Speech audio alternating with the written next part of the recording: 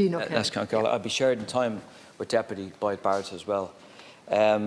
Minister, P4Profit largely welcomed this legislation, and obviously at committee stage there will be amendments and changes, and I think hopefully at the end of that process there will be legislation that will be fit for purpose.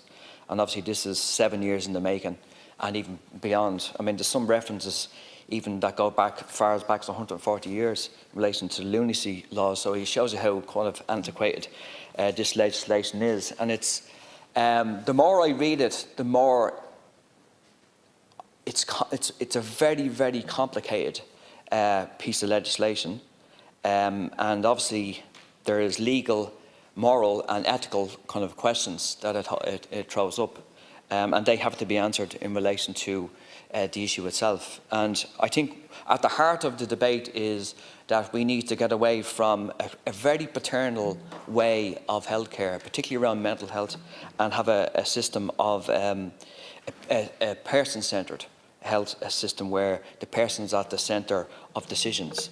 And I do welcome the decisions around wards of courts. They are complicated, but taking that decision away from the criminal justice system almost to that thing of a decision support service, I think that's really welcome, and that will oversee the implementation of this legislation.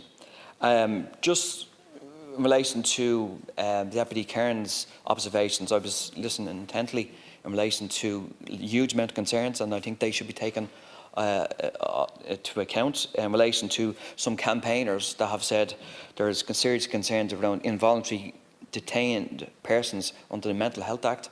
I think they have to be kind of taken into account in relation to the overall this piece of legislation when it's finalised.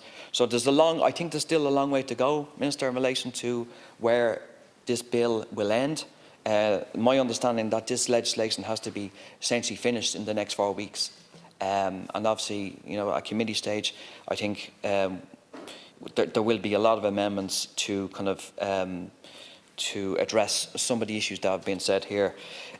Just on a number of kind of other issues in relation to something that could happen, and I hope it happens in future legislation in this country, is the issue around voluntary assisted dying. Because if this is implemented, it will have consequences in relation to advanced health decisions and control and choice of those that are in that situation. And hopefully that legislation is